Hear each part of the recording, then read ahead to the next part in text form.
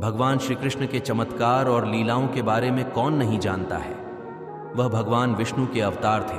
वह जो चाहे वो कर सकते थे और कई मौक़ों पर किया भी था। लेकिन एक ऐसा मौका भी आया था जब श्री कृष्ण को रणभूमि छोड़कर भागना पड़ा था, जिस वजह से उनका नाम रण छोड़ पड़ा था। अब आप सोच रहे होंगे कि वो तो भगवान थे, फिर उन्हें किसी से भागने की क्या जरूरत थी। दरअसल इसके पीछे एक बेहद ही रहस्यमय कहानी है जिसके बारे में शायद ही आप जानते होंगे।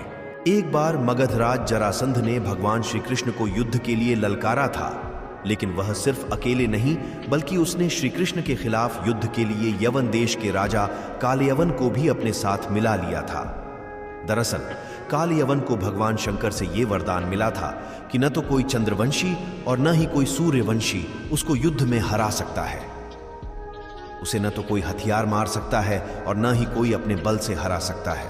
भगवान शंकर से मिले वरदान की वजह से कालयवन खुद को अमर और अजेय समझने लगा था। उस लगने लगा था कि कोई भी उसे युद्ध में हरा नहीं सकता है और न ही मार सकता है। जरासंध के कहने पर कालयवन ने अपनी सेना के साथ मथुरा पर आक्रमण कर दिया। अब चूंकि श्री कृष्ण जानते थे कि कालयवन को वो अपने बल से मार नहीं सकते हैं और न ही उनका सुदर्शन चक्र उसका कुछ बिगाड़ सकता है, इसलिए वो रणभूमि छोड़कर भाग गए और एक अंधेरी गुफा में पहुंच गए। श्री कृष्ण जिस गुफा में जाकर छुपे हुए थे उसमें पहले से ही इक्ष्वाकु नरेश मांधाता के पुत्र और दक्षिण कोसल के राजा मुचकुंद गहरी नींद में सोए हुए थे। दरअसल उन्होंने असुरों से युद्ध कर देवताओं को जीत दिलाई थी।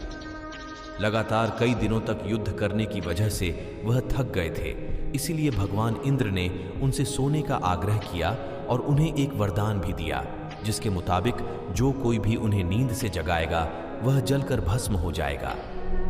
राजा मुचकुंद को मिले वरदान की बात श्री कृष्ण को पता थी, इसलिए वो कालयवन को अपने पीछे पीछे उस गुफा तक ले आए जहां राजा मुचकुंद सोए हुए थे। श्री कृष्ण ने कालयवन को भ्रमित करने के लिए अपना पीतांबर राजा मुचकुंद के ऊपर डाल दिया।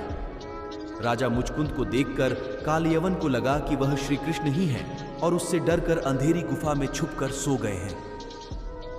इसलिए उसने श्री कृष्ण समझकर राजा मुचकुंद को ही नींद से उठा दिया। अब राजा मुचकुंद जैसे ही नींद से उठे, कालयवन वहीं जलकर भस्म हो गया। असल में यह भगवान श्री कृष्ण की ही एक लीला थी।